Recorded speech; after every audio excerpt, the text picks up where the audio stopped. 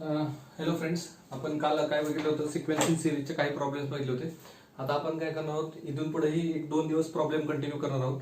ते problem continue झाल्यानंतर आपण त्याच्यामध्ये नेक्स्ट टॉपिक चालू करणार आहोत. सो सिक्वेन्शियल सिरीज हा जो टॉपिक चालू आहे तो फक्त क्रॅश कोर्सच्या मुलांसाठी जे 12वीचे सीईटीचा पेपर देतील आता. सो नेक्स्ट प्रॉब्लेम बघा. An AP consist of 23 terms. म्हणजे एका एपी मध्ये किती टर्म्स आहेत? 23 टर्म्स. म्हणताय काय अजून, if the sum of 3 middle term is 141. Sum of middle 3 terms is equals to 141, and sum of last 3 terms. Sum of last 3 terms is 261. 261.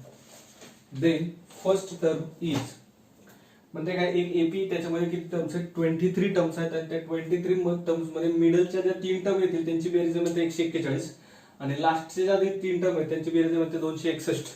तर म्हणते आपल्याला काय काढा? फर्स्ट टर्म काढा, म्हणजे ए काढायचं आपल्याला. सो मिडल 23 सेट मधल्यानंतर मिडल टर्म कोणती असणार? 24/2, दॅट इज 12th. 12वी टर्म तुमची काय असणार? मिडल. पाठीमागे 11 सोडल्या, पुढे 11 सोडल्या, आणि मधली एक.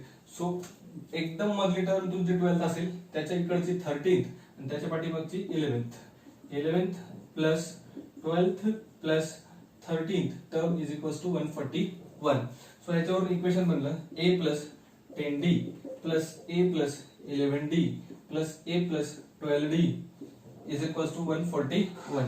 a प्लस 10d म्हणजे काय? 11 टाइमचा tn चा फॉर्म्युला आहे. हा पण tn. So a plus a किती झालं तुमच्याकडे? 3a plus 10 20 30 33d is equals to 141. So a plus 11d is equals to 3 ने डिवाइड केलेला 3 चौक 12 उरले 2 3 7 21. Equation number 1. सेकंड काय सांगते की लास्ट 3 टर्मची बेरीज किती बनते? 261. लास्ट 3 म्हणजे कोणते? 21वी टर्म प्लस 22वी टर्म प्लस 23वी term, that is equal to 261. 261. 21व्या टर्म साठी काय असणार? a plus 20d, a plus 21d, a plus 22d, that is equals to 261. So 3a plus 20 40 60 63d is equals to 261. So a plus 21d is equals to 87. हा, so हे झालं equation number तुमचं 2. मग मी काय करतो आता, ह्या दोघांना सॉल्व्ह करतो. ह्या दोघांना सॉल्व्ह केल्यावर मला कशाची व्हॅल्यू मिळणार? a ची आणि d ची. So a plus 11d that is equals to 47. हे फर्स्ट इक्वेशन आपलं. या दोघांचं जर सबट्रॅक्शन केलं तर a कॅन्सल झालाय. 21d minus 11d 10d. 10d is equals to 0 4 40. So d is equals to किती आलं? 4. हा जो d4 आलाय तुमचा तो आपण इक्वेशन नंबर 1 मध्ये सबस्टिट्यूट करूया. सो a प्लस d टाका 4, 11 into 4 44, that is equals to 47. So a is equals to 3. साधं सोपं गणित होतं. मिडल 3 टर्मची बेरीज दिली होती. हे काय म्हणते की 23 टर्म्स आहेत एका एपी मध्ये, तर त्या मिडल 3 टर्मची बेरीज आहे म्हणते 141, आणि लास्टच्या 3 टर्मची बेरीज आहे म्हणते 261. तर म्हणते फर्स्ट टर्म काढा. मिडल 3 टर्म म्हणजे काय? 23 टर्म असले तर मिडल सगळ्यात मिडल टर्म झाली 12वी, त्याच्या पुढची एक आणि पाठीमागची एक झाली तर मिडल 3 टर्म झाले. सो 11th 12th आणि 13th टर्म. 11th टर्मला काय करणार? a प्लस 10d, 12th ला a प्लस 11d, 13th ला a plus 12d, 141. So 11th ला a plus 10d, a plus 11d, a plus 12d, a 3a 10 11 12 33d, that is equals to 141. 3 ने divide केलं a plus 11d is equal to 47. So परत नंतर last 3 terms. Last 3 terms म्हणजे कोणत्या झाल्या? 21st 22nd आणि 23rd. So 21st टर्मला काय येणार? a प्लस 20d, 22nd ला येणार a प्लस 21d, 23rd ला येणार a plus 22d. So that is equals to 261. So a plus a, this will be 3a 20 40 60 and 63d, that is equals to 261. Divide by 3, we will get a plus 21d is equals to 87. So आपण काय केलं त्याच्यानंतर आता ह्या दोन इक्वेशनचं subtraction केलं. 2 इक्वेशनचं subtraction केल्यावर मला d4 भेटला. तो आलेला d मी इक्वेशन नंबर 1 मध्ये पण ठेवू शकतो आणि इक्वेशन नंबर 2 मध्ये पण ठेवू शकतो. मी कशामध्ये ठेवलं? इक्वेशन नंबर 1 मध्ये ठेवलं. सो इक्वेशन नंबर 1 मध्ये ठेवल्यानंतर मला a ची व्हॅल्यू किती मिळाली आहे? 3. आपण पुढे जाऊया.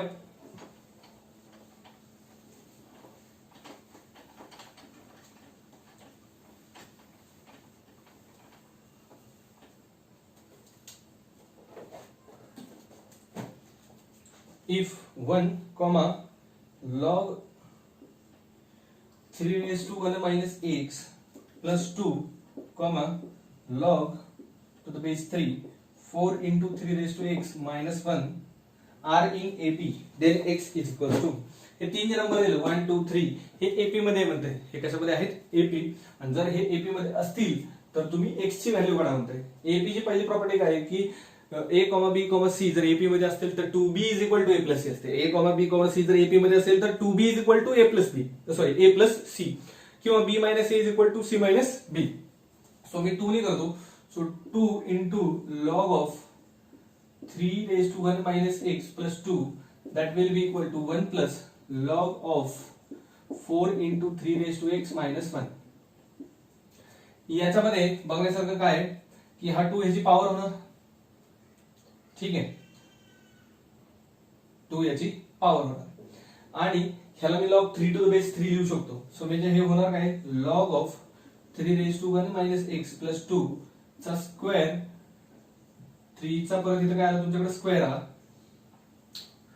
Plus sorry is equals to log of 3 to the base 3 plus log of 4 into 3 raised to x minus 1 to the base 3 log a plus b तर काय होते तुमचा log ab सो होणार तुमच्याकडे किती log 3 into 4 into 3 raised to x minus 1 to the base 3 हा 1/2 बाहेर आला तर काय झालं तुमच्याकडे log of हा 2 आहे ना इथे ठेवल्याचा फायदा होईल आणि हा 2 बाहेर आल्यावर हे 2 आणि 2 काय होते तुमचे कॅन्सल सो 2 बाहेर आला आणि हा 2 इथे डिनोमिनेटरला येणार log of 3 raised to 1 minus x plus 2 to the base 3 2 शी 2 काय झाला तुमचा कॅन्सल आणि आता log हे दोन्हीकडचे अँटीलॉग घेतला तुमचं अँटीलॉग घेतल्यानंतर log गेला so 3 raised to 1 minus x plus 2 that is equals to 3 into 4 into 3 raised to x minus 1 आता ह्या गणितावर आपण पोहोचलेलो आहोत सो मी ना काय करतो इथं 3 ने मल्टिप्लाय करतो आणि 3 raised to x ला टी पुट करतो so 3 upon 3 raised to x plus 2 that is equal to 12 into 3 raised to x minus 3 so put काय केलं आपण 3 raised to x is equals to t so माझ्याकडे गणित काय झालं 3/t plus 2 that is equals to 12t minus 3 multiply by t we will get 3 plus 2t that is equals to 12t square minus 3t 3 by t ने multiply केलं 3 plus 2t is equal to 12t square minus 3t so 12t square plus 2t तिकडे काय झालं तुमचा minus 2t so 12t square minus 5t minus 3 that will be equals to 0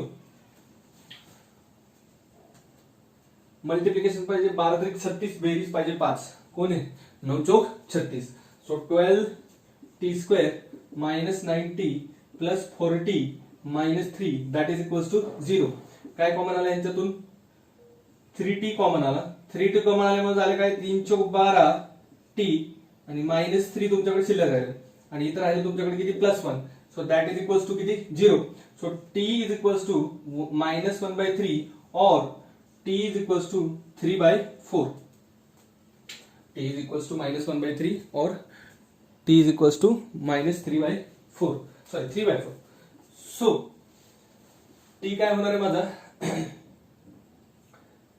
-1/3 ला मी काय लिहू शकतो -3 raised to -1 बर t ला मी रिसब्स्टिट्यूट करतो t काय येणार तुमचा log of sorry 3 raised to किती आहे x 3 raised to x is equals to -1/3 और 3 raised to x is equals to 3/4 आता नीट बघितलं तर 3 ची पॉवर काही जरी केली तर निगेटिव्ह नंबर येऊ शकत नाही त्यामुळे हे ऑप्शन माझं काय झालेलं आहे कॅन्सल झालेलं आहे बरं राहिले हे taking log of 3/4 to the base 3 that is equal to x म्हणजे मला x ची व्हॅल्यू किती मिळाली log of 3/4 to the base 3 परत एकदा बघा त्यांनी काय सांगितलं की 1 2 3 हे नंबर जे आहेत ते एपी मध्ये तर एपी मध्ये असतील तर तुम्हाला म्हणतंय की काय काढा x ची व्हॅल्यू काढा x ची व्हॅल्यू काढायची म्हटल्यानंतर एपी चा फॉर्म्युला वापरला पाहिजे 2b is equals to a plus c so 2b is equals to a plus c यावरला लिहिलं log 3 to the base 3 हा जो 2 होता त्याला तसंच ठेवलं 9 ला लिहिलं 3 चा स्क्वेअर आणि हा 2 बाहेर आला हा 2 बाहेर येताना इथं डिनोमिनेटरला इथला असेल तर न्यूमरेटरला येतो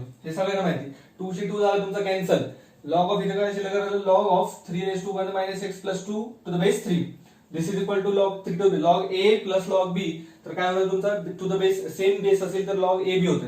so log 3 into this, so 3 into 4 into 3 raise to x minus 1.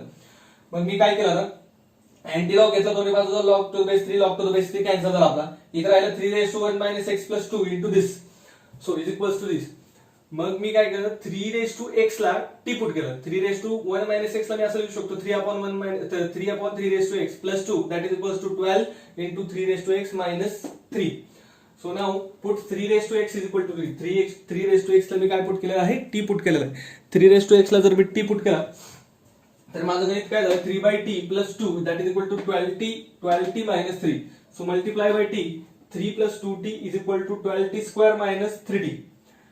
Plus 2t तिकडे गेलो मायनस 2t होईल मायनस 5t झाले, प्लस 3 तिकडे गेलो मायनस 3 झाला.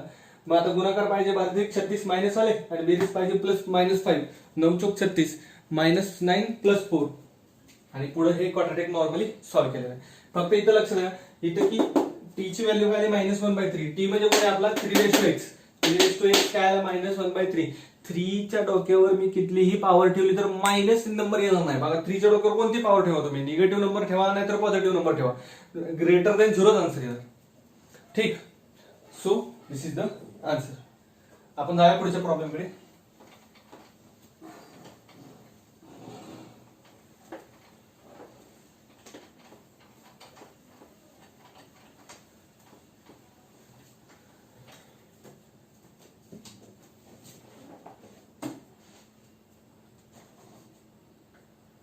Hundred times the 100th term, 100 times the 100th term is equals to 100 times the 100th term of AP with a non-zero common difference is equals to 50 times the 50 term, 50 times the 50th term, then 150th term, then काय विचारलं त्यांनी 150th term. So T150 विचारलं. T150 लक्षात घ्या A plus 149D, A plus 149D ह्याची value आपल्याला काढायची आहे. काय काय दिलंय गणितामध्ये दिलं, दोनच गोष्टी विचारली, एक गोष्ट साधी सोपी.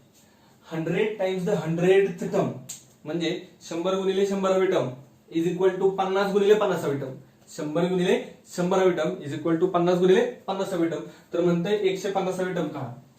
तो 100 ला मी तसंच ठेवलं इंटू 100वी टर्म काय येणार माझ्याकडे A plus 99D that is equal to 50 ला पण तसंच ठेवलं. 50वी टर्म काय येणार A प्लस 49D, 50 एके 50, 50 दुने 100 मल्टिप्लाय केलं मी तर काय आलं माझ्याकडे 2A प्लस 200 म्हणता 198D that is equal to A plus 49D. दोन्ही इकडे आणा 2A मायनस A किती आहे A, 198 minus 49 so 149D that is equals to पलीकडे काहीच नाही राहिलं म्हणजे 0 आणि A प्लस 149D म्हणजेच कोण आहे 150th term. So 150th term आपली किती आलेली आहे 0. परत एकदा बघा एकदम सिंपल गणित आहे. म्हणताना काय म्हणते 100 गुणिले 100वी टर्म इज इक्वल टू 50 गुणिले 50वी टर्म. 100 गुणिले 100वी टर्म इज इक्वल टू 50 गुणिले 50वी टर्म. तर म्हणते काय की तुम्ही काय काढा 150वी टर्म काढा. म्हणते किती टर्म काढायची तुम्हाला 150वी. तर 100 गुणिले 100वी टर्म 100 गुणिले 100वी टर्म काय आपल्याकडे A plus 99D is equal to 50 गुणिले 50वी टर्म काय A प्लस 49D. सो मी 50 गुणिले 100 झालं, 2 ने बोललं इकडे सबट्रॅक्शन केलं, हे आलं A plus 149D. A plus 149D म्हणजे काय तुमची 150वी टर्म. So next problem.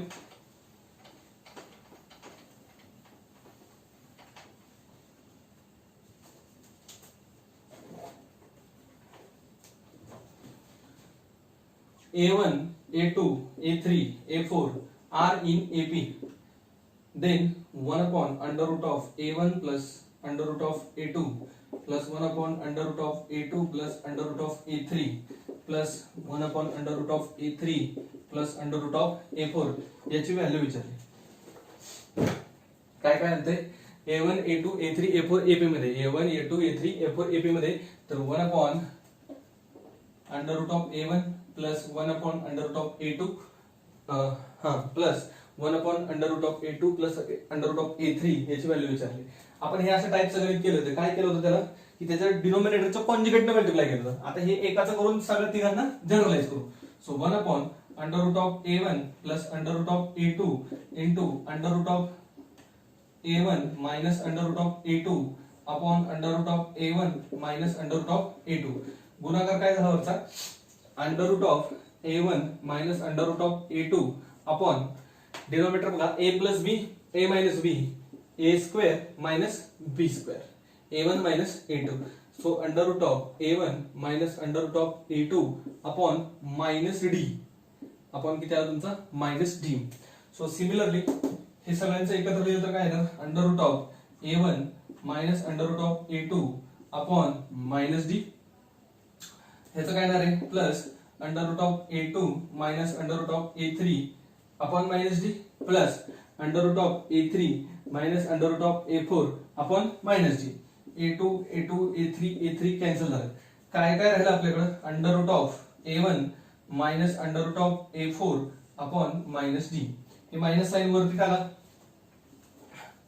काय काय आपल्याला ऑप्शन काय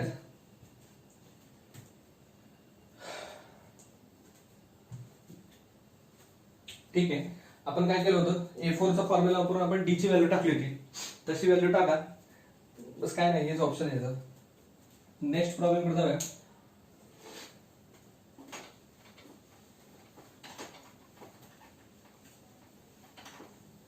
The number of terms in the series 20, 19, 1 by 3, 20, 19, 1 by 3, 18, 2 by 3, dot dot dot dot, of which the sum is 300. सम 300 येईपर्यंत ठीक आहे. तुम्हाला एक काय दिलंय सिक्वेन्स दिलाय. तो एपी आहे का जीपी आहे का काय आपण नंतर चेक करूया. परंतु जो सिक्वेन्स दिलाय त्या सिक्वेन्स मध्ये एसएन तुमचा 300 म्हणते तर एन सांगा. एसएन किती आहे तुमचा 300 तर काय सांगायचं आपल्याला एन सांगायचं. So let us do this 20 comma 19 ते 57 किती झाले 58 बाय 3 कॉमा 18 ते 54 55 56 बाय 3. सो ह्याला मी काय लिहू शकतो 20 ला 60 बाय 3 60 बाय 3 58 बाय 3 56 बाय 3 म्हणजे हे कोण आहे एपी. सो ह्याचा कॉमन डिफरन्स किती आहे बघूया आपण. Common difference d is equals to 58 by 3 minus 60 by 3. So this will be minus 2 by 3. Difference किती आला तुमचा minus 2 by 3 आणि a फर्स्ट टर्म आहे तुमच्याकडे 60 by 3 म्हणजेच किती येते 20. ठीक. एसएन त्यांनी किती दिलाय 300. एसएन चा फॉर्म्युला काय असतो आपल्याकडे n by 2 into 2a plus n minus 1 into d. हा फॉर्म्युला एपी च्या एसएन चा म्हणून मी हा वापरला. एसएन किती सांगितलं आपल्याला 300. So n by 2 into 2a. So 2a 20 into 2 किती झालं तुमच्याकडे 40 plus n minus 1 into difference. Difference किती तुमच्याकडे minus 2 by 3. So minus 2 by 3 आतमध्ये मल्टिप्लाय करूया. 2 ने तिकडे मल्टिप्लाय केलं 2 ने मल्टिप्लाय केल्यानंतर माझ्याकडे इकडे किती आलं 600. So 600 is equals to n into 40 plus minus 2 by 3n plus 2 by 3.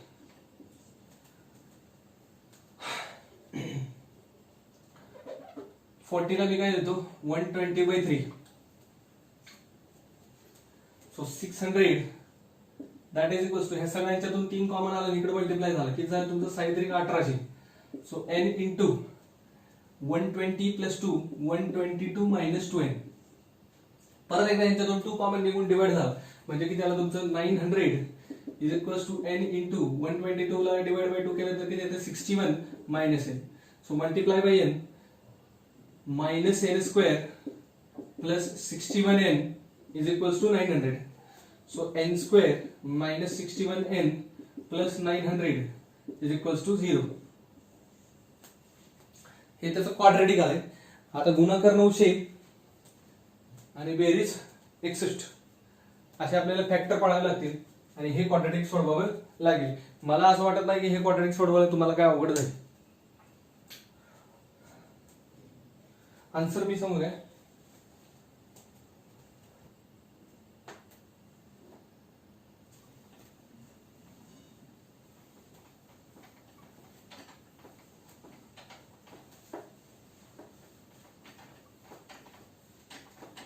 Next म्हणते maximum sum of the series 20, 19 1 by 3, 18 1/3 dot dot is maximum समचा अर्थ बघूया आपण.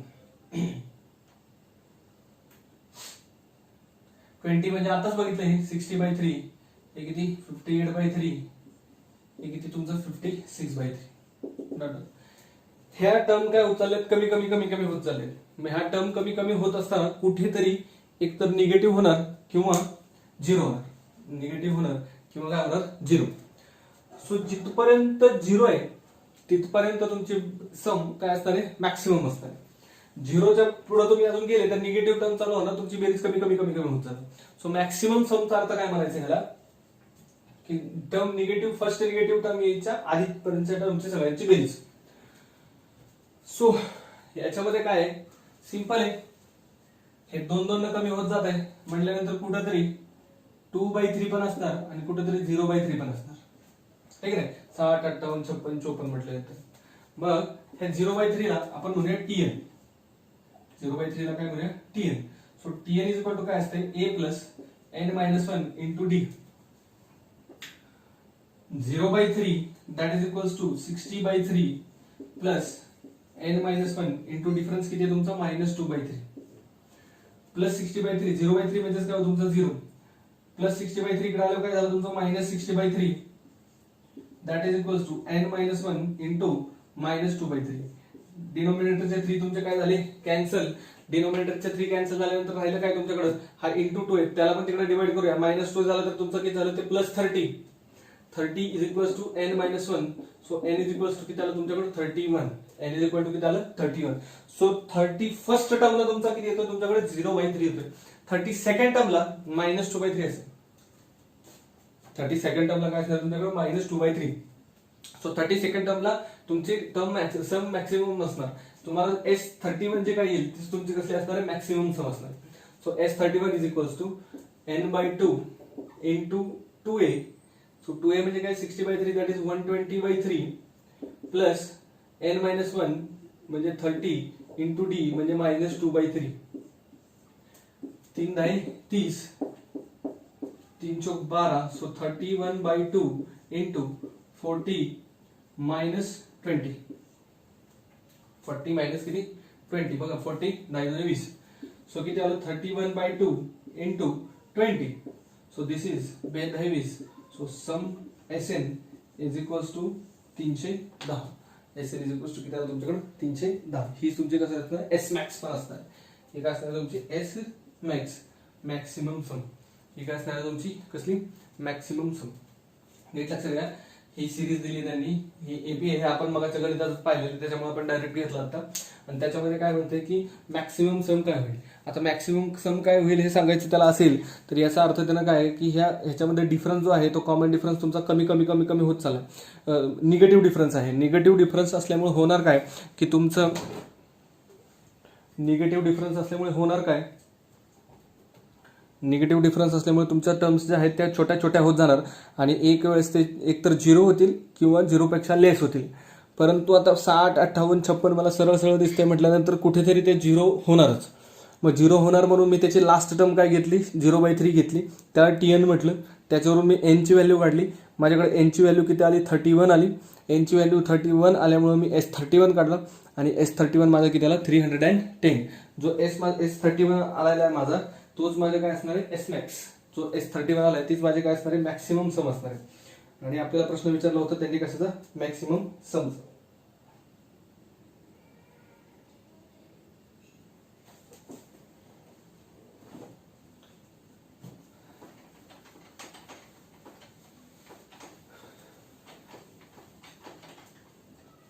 नेक्स्ट प्रॉब्लेम आहे बघा.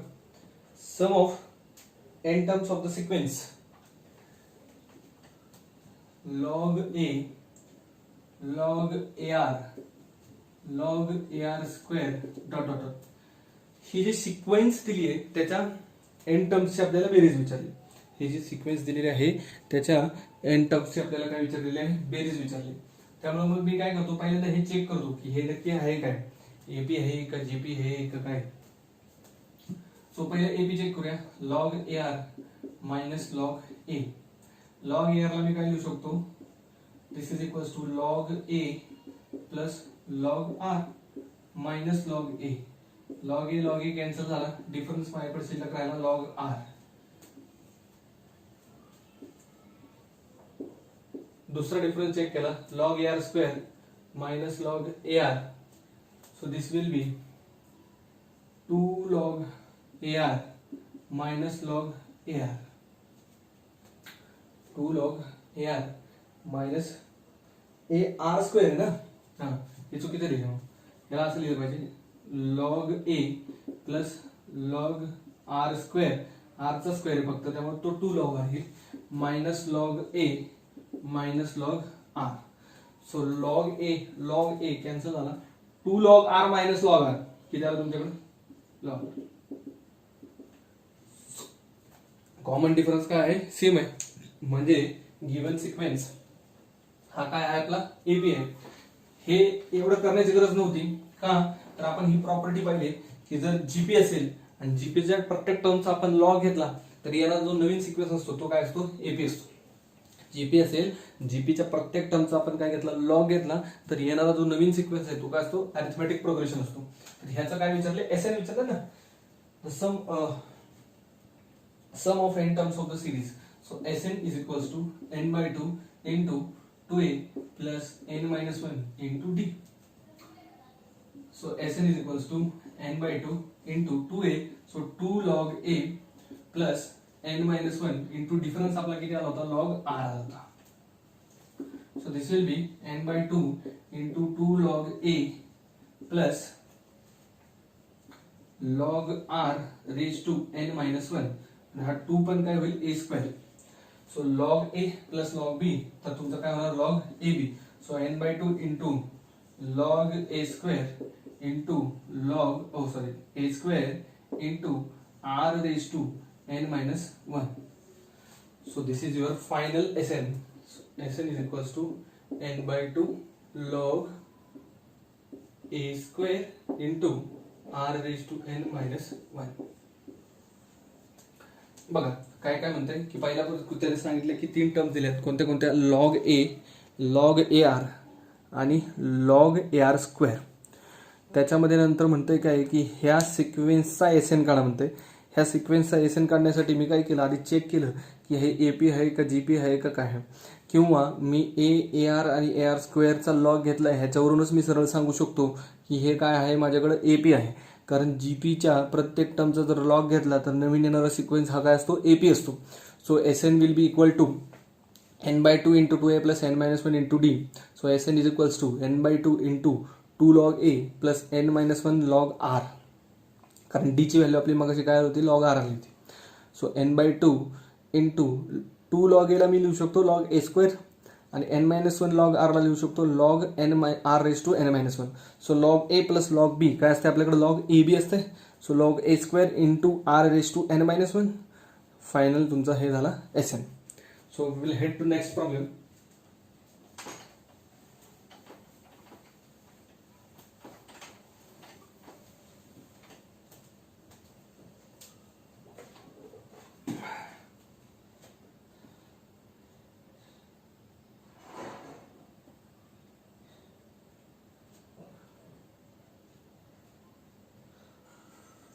Sum of 11 terms of AP whose middle term.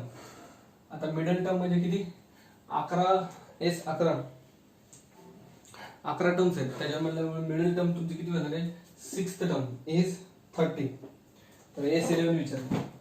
S11 चा आधी formula बघूया, 11/2 into 2a plus 10d. 2a plus किती d, 10d.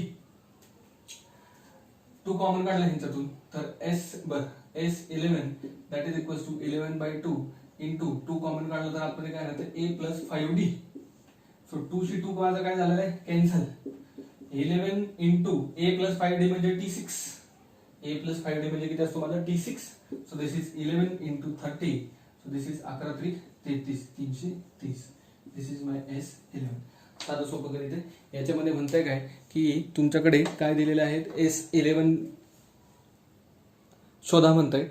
तर त्याच्यामध्ये मिडल टर्म तुमची 30 दिली. मिडल टर्म 11 टर्म्स असतील तर त्यातली मिडल टर्म असते 6th कशी शोधायची 11 + 1/2 so 11 + 1 12 12/2 it is your 6 so T6 is equal to 30 and what is given T6 30 given so S11 will be equals to 11/2 into 2 into 2a plus n-1d म्हणजे 11 - 1 10d. So मी काय केलं त्या 2a + 10d मधनं 2 common काढला तर आतमध्ये काय राहिला a + 5d राहिला 2 कॅन्सल झाला 11 into a + 5d a + 5d म्हणजेच कोण आहे माझा T6 सो ती व्हॅल्यू टाकली 11 3 किती 33 300